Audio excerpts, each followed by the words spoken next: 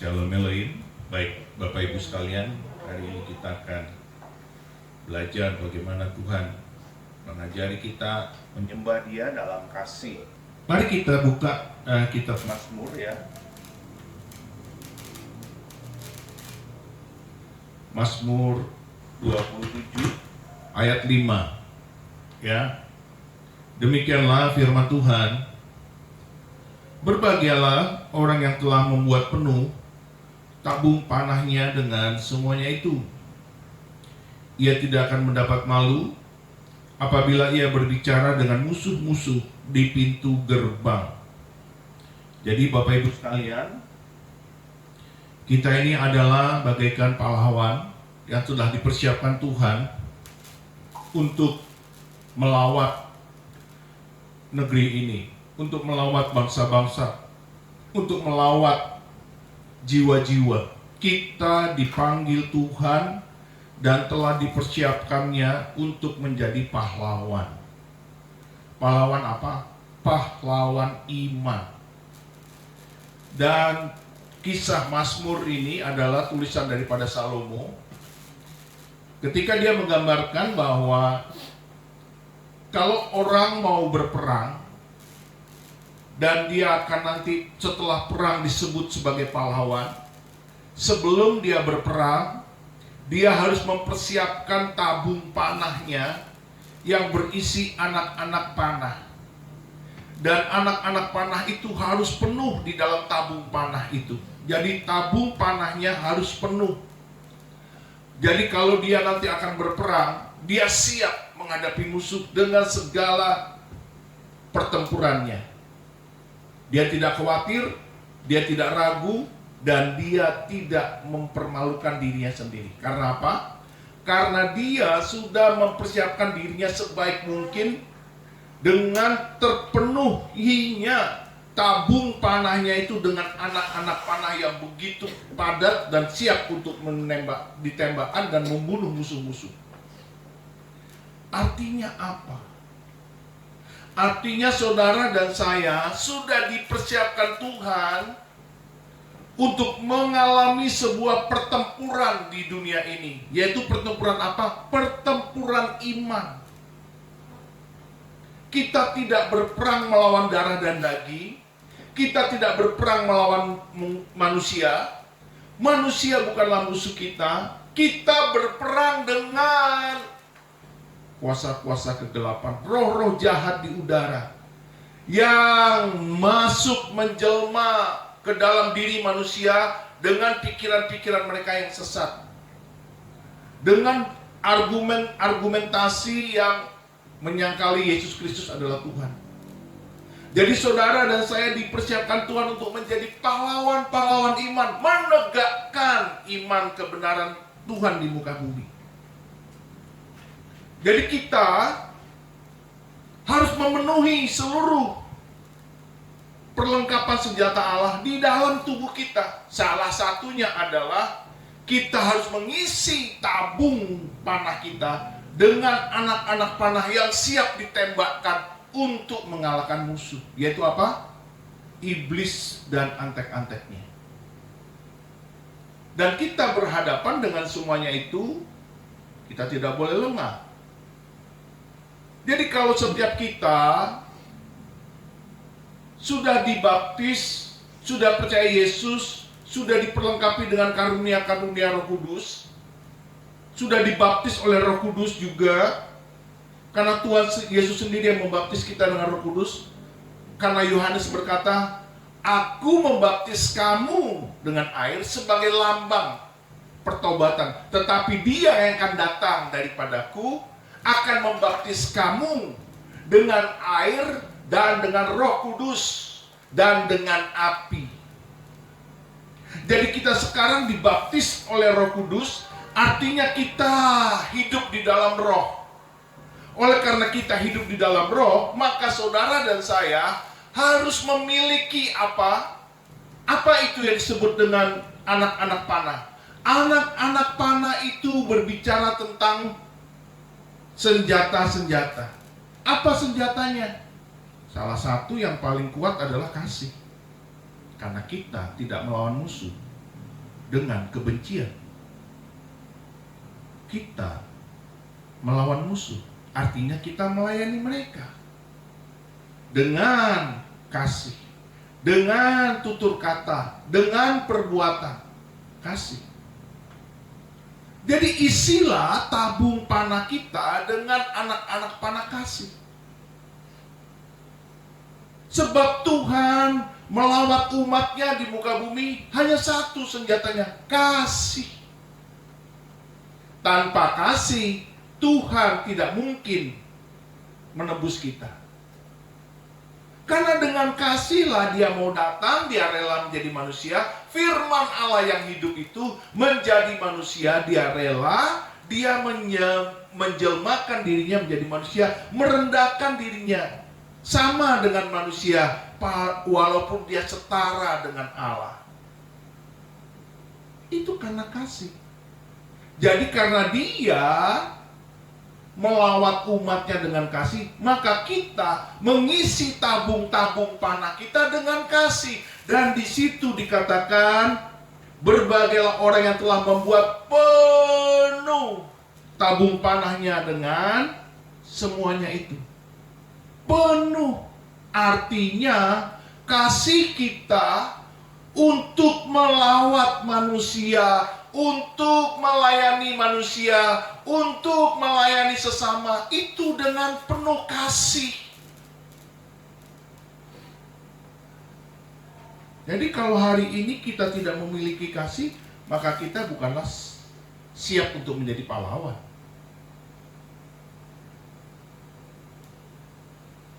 Kalau kita tidak memiliki kasih, maka kita adalah nantinya menjadi pecundang. Karena kita pasti kalah. Orang yang disebut pahlawan iman adalah orang yang kasihnya penuh. Dan itu yang digambarkan oleh Tuhan Yesus ketika kasihnya penuh. Dia dikatakan cinta akan rumah Tuhan menghanguskan dia, sehingga dia rela mati menebus kita di kayu salib di Golgota. Dia rela mati, itu berarti dia menghanguskan dirinya, saking dia mengasihi rumah Tuhan, yaitu apa? Baik Allah rohani, yaitu saudara dan saya. Sekarang kita adalah baik Allah rohani. Maka kita hari ini, untuk menjadi seorang pahlawan iman, kita penuhi tabung-tabung panah kita dengan kasih. Itu harus penuh. Makanya Tuhan bilang, orang-orang yang siap membajak tapi menoleh ke belakang, itu tidak layak bagiku. Membajak apa? Membajak ladang pekerjaan Tuhan. Jadi setiap kita harus siap membajak. Maka dikatakan di Roma 12, hendaklah engkau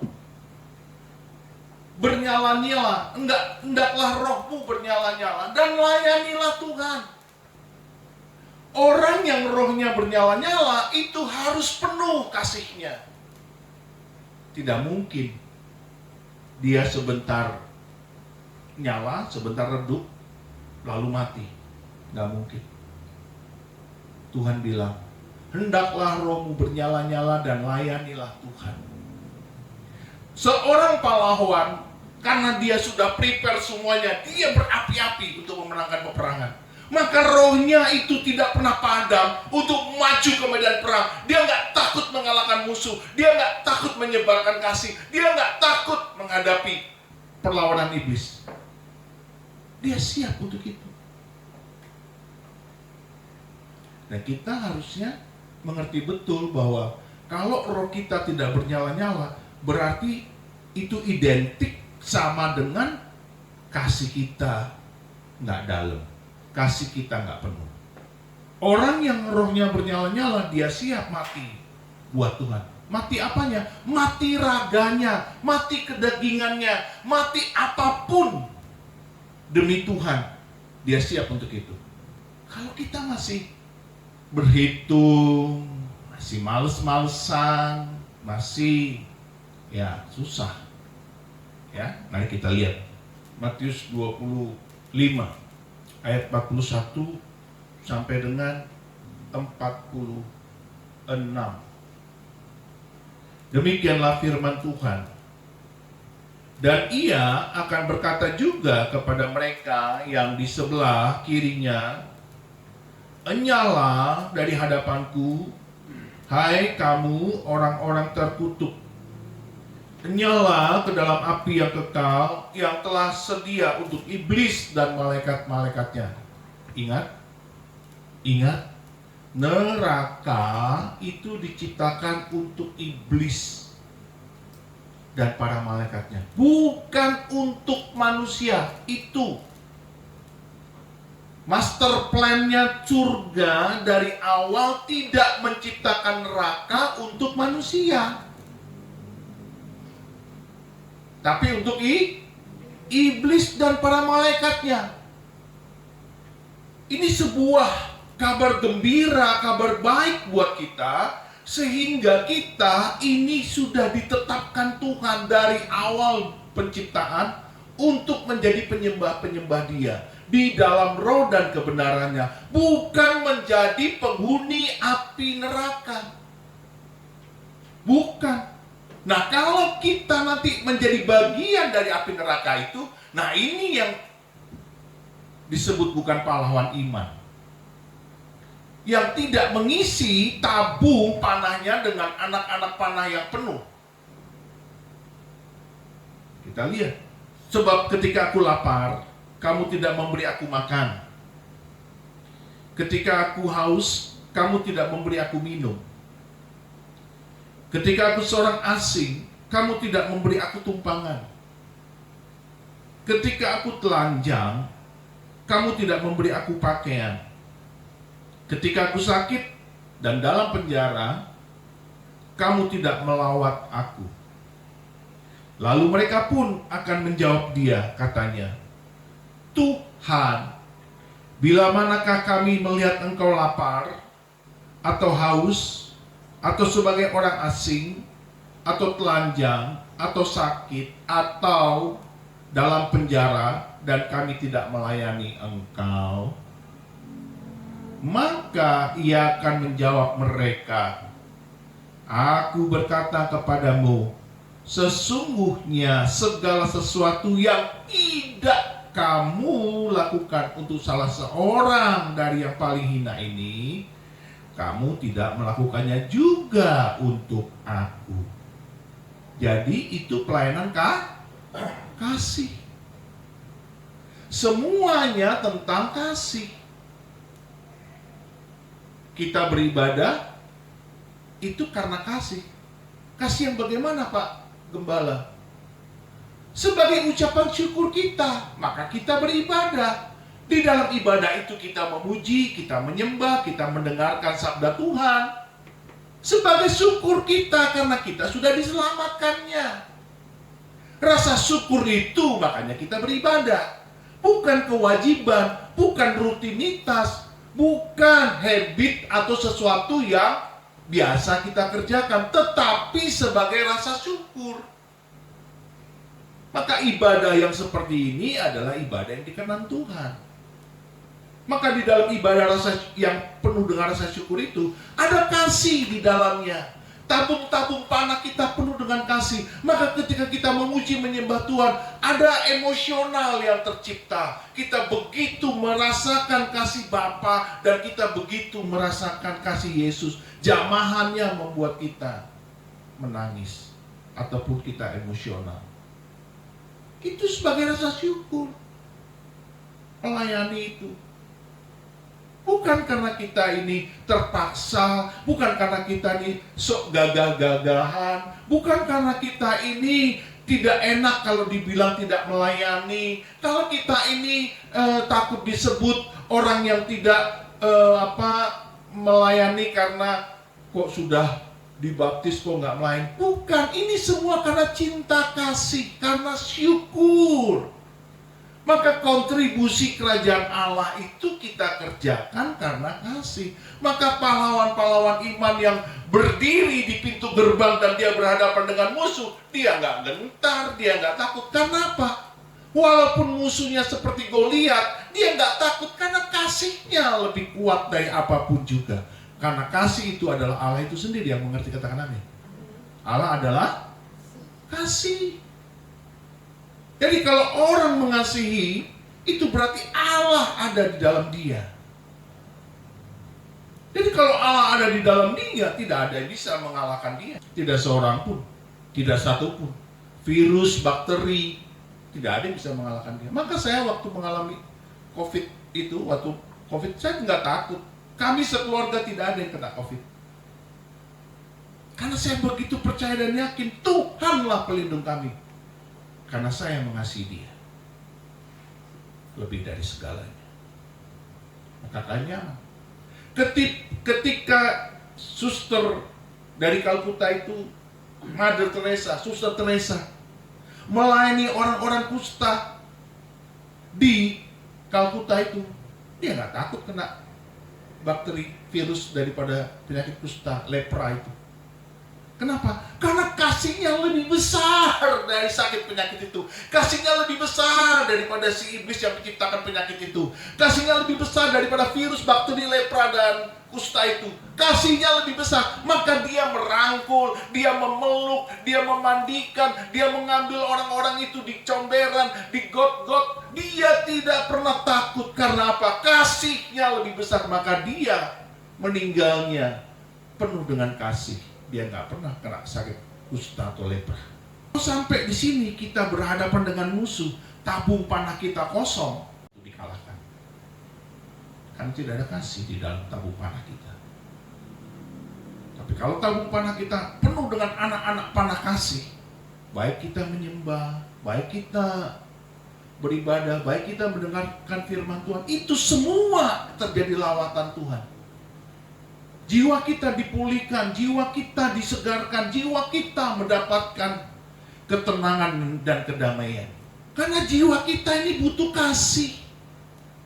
Kalau jiwa kita ini tidak diisi oleh kasih Allah dengan full, dengan penuh, maka kita akan mendapati hidup kita ini penuh dengan kegersangan, penuh dengan kekeringan, penuh dengan kecemburuan, penuh dengan iri hati, penuh dengan sakwa sangka, penuh dengan penghakiman. Tapi kalau penuh kasih, maka kita tenang dan damai. Ada sejahtera Allah tinggal di dalam kita. Damai sejahteraku, ku berikan kepadamu, kata Tuhan Yesus.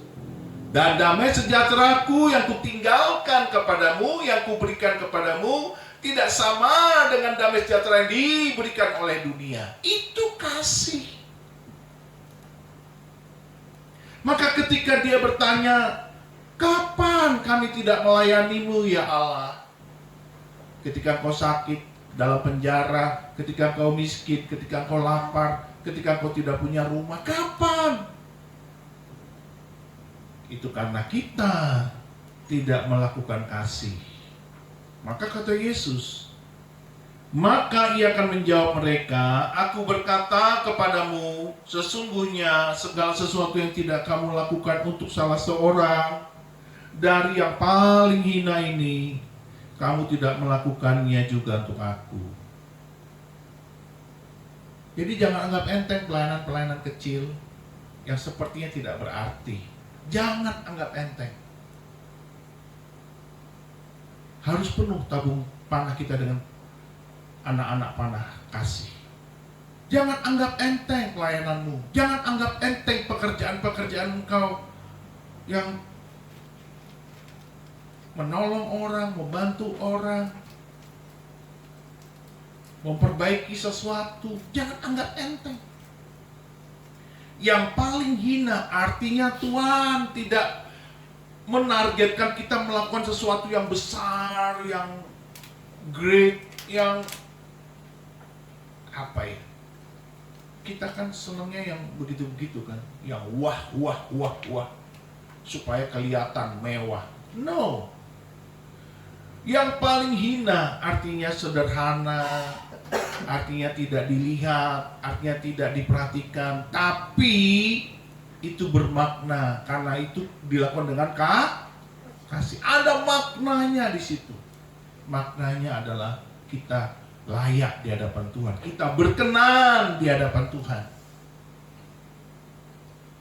Dan mereka ini akan masuk ke tempat siksaan yang kekal, tetapi orang benar ke dalam hidup yang.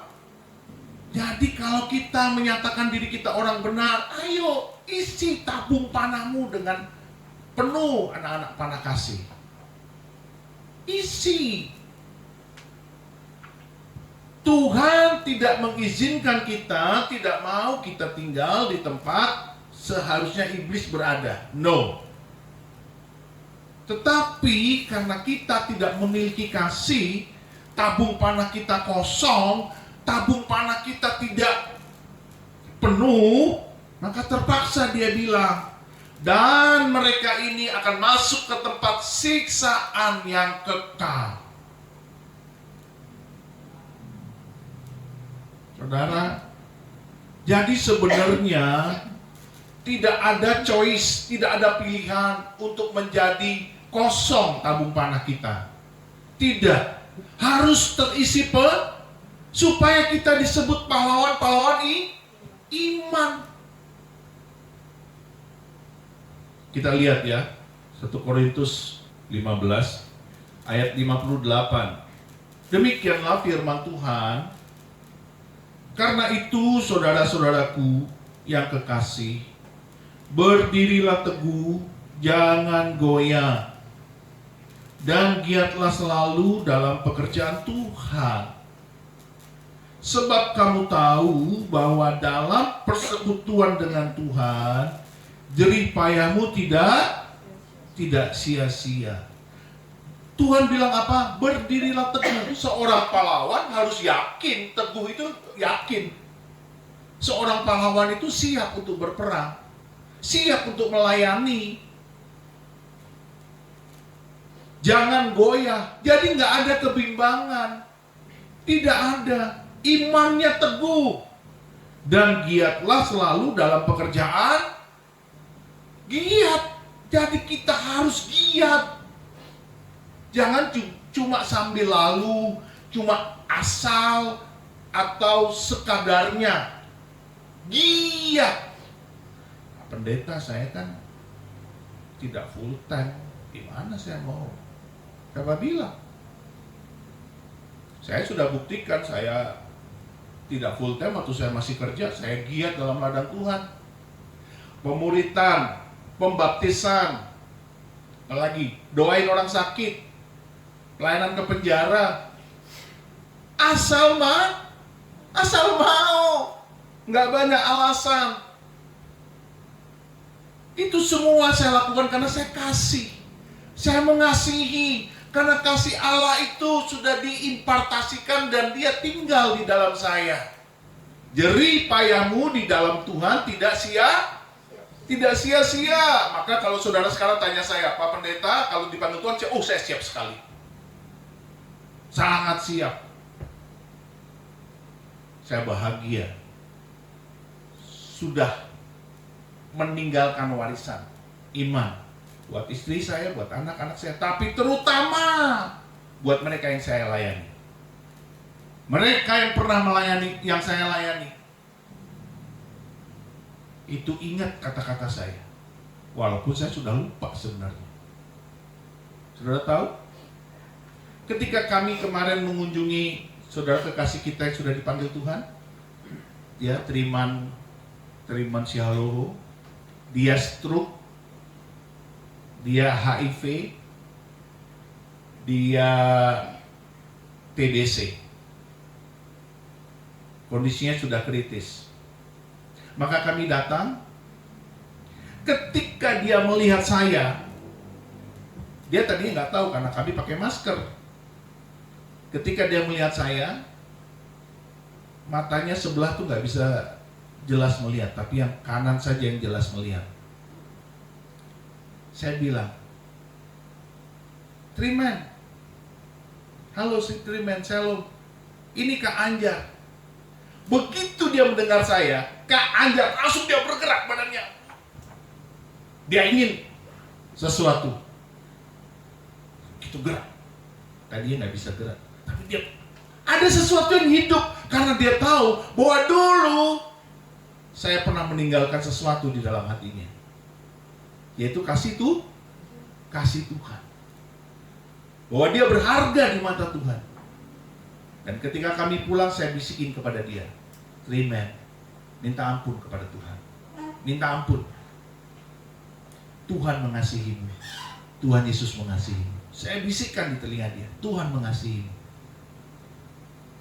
Lalu saya pesan kepada kakaknya, ya, Stefanus Sihalo, saya bilang sama dia, kamu bacakan ayat-ayat Alkitab tentang kasih Kristus, saya bilang. Itu dilakukan sama dia. Ketika saya mengunjungi waktu melayat, ya, beliau sudah dipanggil Tuhan, saya datang ke rumah duka. Steve bilang bahwa dia sudah melakukan apa yang saya minta. Dia membacakan ayat-ayat firman Tuhan buat adiknya.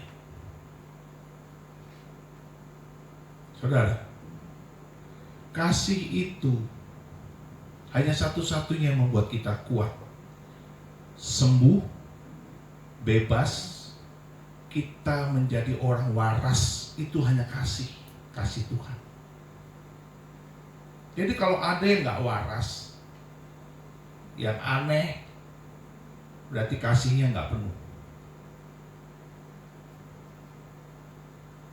Saya tidak mau menghakimi, tetapi kita harus terus-menerus memiliki kasih Tuhan ini. Amin. Dulu, saya ingat sekali ya cerita masa lalu. Waktu di rumah kami yang lama kami kontrak itu, kan banyak yang datang dalam persekutuan doa di rumah. Itu Desi datang masih culun. Mohon maaf ya, masih culun, masih cupu. Sementara kami, saya dan anak-anak rohani yang lain, beberapa itu sudah berapi-api di dalam Tuhan. Roh kami bernyala-nyala. Saya pesan sama siapa ya, saya lupa itu, Pak Menar, apa siapa gitu. Saya bilang, berdoa, ya kan itu nanti selesai ibadah persekutuan doa, berdoa, kamu tumpang tangan ya sama Desi, sampai dia penuh dengan Roh Kudus, sampai dia berapi-api, seperti kita berapi-api. Bayangkan saudara, sesuatu yang tidak mungkin. Kenapa? Karena latar belakangnya beda. Kita kan gereja-gereja yang karismatik ini selalu bergerak dalam Roh Kudus. Sementara Desi mungkin tidak dari sana. Dia masih culun, dia masih, ya, udah tahu lah kalau orang-orang baru gitu. Tumpang tangan, didoain, sampai akhirnya dia dijamah Tuhan dan dia berapi-api. Dan sampai hari ini saudara lihat dia berapi-api di dalam Tuhan. Karena apa? Kasih. Saya ingat firman Tuhan yang bilang begini, Tuhan, airilah kami seperti batang air di tanah Negev. Negev itu padang gurun. Tapi kalau diairi, yaitu dipenuhi dengan Roh Kudus, maka dia menjadi tempat subur, tempat tumbuh-tumbuhan berkembang dan berbuah. Hari ini Tuhan bilang, mari kita buka Roma 12 ayat 11. Demikianlah firman Tuhan, janganlah hendaknya kerajinanmu kendor, biarlah rohmu menyala-nyala, dan layanilah Tuhan. Jadi kalau kita melayani Tuhan, itu harus penuh tabung panah kita dengan kasih. Membuat kita berapi-api. Di sini yang belum berapi-api siapa? Belum diberi karunia Roh Kudus siapa? Berdoa, minta sama Tuhan. Kalau saudara tidak minta sama Tuhan, maka dia tidak akan pernah datang. Karena Tuhan bilang, aku mengetuk pintu.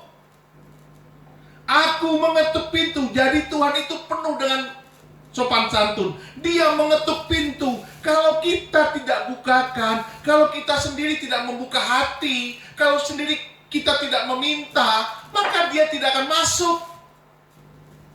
Aku mengetuk pintu. Pada hari ini, ketika engkau mendengarkan firman Tuhan, janganlah kau keraskan hatimu. Dulu di kami itu tidak ada yang suam-suam kuku. Kami berapi-api. Harusnya kita juga berapi-api. Siapa di sini yang belum berapi-api? Minta sama Tuhan. Minta sama Tuhan. Saya bilang sama istri saya, dia mengunjungi kakaknya yang sakit keras. Setiap dia pulang, saya tuh capek ngeliatnya. Kenapa? Karena dia membawa transfer spirit kelelahan batin. Karena orang yang sakit pasti ada negativitas. Betul tidak? Ada negativitas. Virus-virus, bakteri-bakteri dari iblis masuk ke dia. Lalu kita ini menjadi baper, mewek. Lalu pulang ke rumah, saya ngelihatnya tuh nggak happy karena nggak ada iman.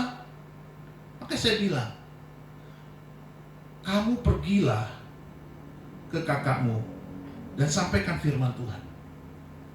Sampaikan firman Tuhan bahwa Allah itu mengasihi dia, bahwa Allah itu menyembuhkan, bahwa Allah itu baik, bahwa Allah itu tidak pernah meninggalkan kamu asal kau bertobat dan engkau sungguh-sungguh ikut Tuhan. Jangan keraskan hatimu. Jika engkau mendengar firman Tuhan pada hari ini, janganlah kau keraskan hatimu. Saya bilang sama istri saya, sampaikan firman Tuhan supaya kau membawa iman. Kalau kita pergi berperang, tabung panah kita kosong, udah deh, kamu jadi pecundang. Iblis itu menertawakan kita. Maka ketika saya datang kepada Trimen, ngelihat saya, dia bergerak tubuhnya. Kenapa? Karena dia tahu saya mengasihi dia. Lalu ketika kami pulang, saya bilang, Trimen, Tuhan mengasihimu, Yesus mengasihimu, Tuhan mengasihimu. Minta ampun sama Tuhan, ya. Tuhan mengasihimu, Tuhan mengasihimu. Saya bilang berkali-kali, Tuhan mengasihimu. Itu membuat dia tenang, damai. Amin. Kita punya siapa? Saudara, ibu kah? Siapa yang sakit? Kalau kita bawa ke dia dengan tabung panah kita yang penuh. Dengan kasih. Karena kita pahlawan iman. Kita sudah disiapkan oleh Tuhan sebagai pahlawan. Bukan pecundang. Mari kita berdiri. Minta sama Tuhan supaya kita rohnya berapi-api. Roh kita berapi-api. Dan kita melayani Tuhan. Ya. Jadi sekarang tidak kita biarkan api roh kita itu redup atau suam-suam kuku. Kita berapi-api di dalam Tuhan. Kita tahu kehendak Allah. Semua buka hati. Minta roh Tuhan memenuhi kita dengan api roh yang bernyala-nyala. Bapa, kami datang kepadamu. Mohon kasih, belas kasihan. Tuhan, kami ingin mengasihimu lebih dalam lagi. Lebih dalam lagi. Lebih dalam lagi. Mencintaimu lebih dalam lagi. Biar roh kami bernyala-nyala di dalam Tuhan. Dan kami giat melayani Tuhan. Kami giat melayani Tuhan. Yesus. Oh Tuhan, terpujilah nama-Mu. Jamah setiap hati kami Tuhan. Setiap hati kami yang terbuka untuk berapi-api di dalam Engkau. Penuhi dengan kasih-Mu. Penuhi dengan kasih-Mu. Penuhi dengan kasih-Mu dalam nama Yesus. Dalam nama Yesus. Dalam nama Yesus. Dalam nama Yesus. Supaya kami melayani Tuhan dengan berapi-api. Kami membawa iman kemana-mana. Kami membawa kasih kemana-mana. Ada pengharapan kemana-mana. Selalu ada iman. Selalu ada kasih. Selalu ada pengharapan. Tabung panah kami penuh dengan kasih. Ada iman di dalamnya, ada pengharapan bahwa kami pasti menang. Kami pasti menang karena Yesus telah memenangkan pertempuran kami. Yesus telah lebih dahulu melakukannya. Jauh sebelum kami mengenal Dia. Jauh sebelum kami mengenal Yesus. Jauh sebelum kami menyembah Yesus. Tuhan sudah lakukan jauh sebelumnya. Karena kasih Tuhan kepada kami.